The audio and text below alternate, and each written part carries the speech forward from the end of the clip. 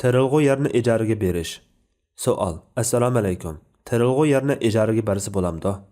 Javob. Va alaykum assalom va rahmatullohi va barakatuhu. Barliq hamd sanolar Janobi Allohga bo'lsin. Durud va salomlar payg'ambarimizga, u zotning oila tavobatlariga, ashablariga va u zotga toki qiyomatgacha ergashganlarga bo'lsin. Oq yerni terish yoki boshqa maqsadda ishlatadiganlarga pulga ijaraga bersa bo'ladi. Bir qism olimlarning qarashida oladigan hosulning ma'lum persentiga ijaraga bersimi bo'ladi. Buningda ijara muddati aniq bo'lishi, gunoh ishlarga ishlatmaslikni shart qilish kerak.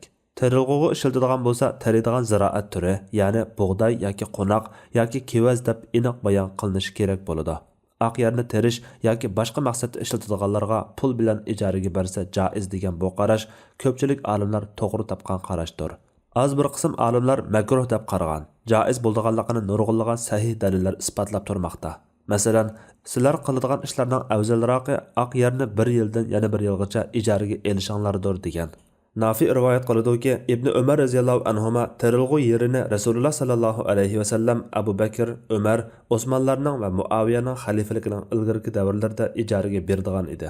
Salim rivoyat qiladi-ki, Abdullah ibn Umar roziyallohu anhuma "Men Rasululloh sallallohu alayhi va sallamning zamonida terilg'u yerning ijaraga berilganligini bilatdim" degan.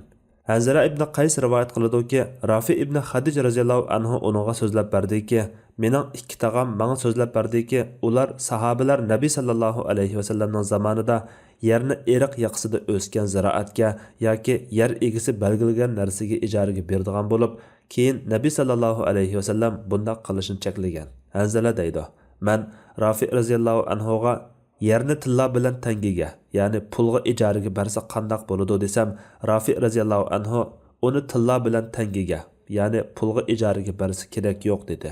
Rafi ibn Xadij roziyallohu anhu rivoyat qilib deydi-ki, "Biz ansarlar ichida terilg'u yerlari eng ko'p kishilar edik. Shunga yerning bir qismini yer egasiga atab yerni ijaraga beratdik. Ba'zida bu yerdan hosil chiqib, u yerdan chiqmaymi qoladigan ahvol bo'lg'achqa, biz unda qilishdan cheklandik. Tangiga ijaraga berishdan cheklanmadik." Yuqorqi sahih dalillarga asosan terilg'u yerni pulga ijaraga bersa bo'ladi. Ijaraga bersa bo'lmaydi deb qaralgan ahvol biror yerning hosulini ijaraga belgilab qo'yganiga o'xshagan bir xil mavhum yoki xatarga tavakkul qilish ahvollari bo'lib, sahoba kiramlarning hammasi shundaqla 4 mazhab olimlari pulga ijaraga berishni to'g'ri deb qaraydi. Alloh eng to'g'risini bilguchidir. Fatvoda Dr. Abdul Aziz rahmatulloh. Fatvolar majmuasi 1-tom, 160-numurliq fatvo.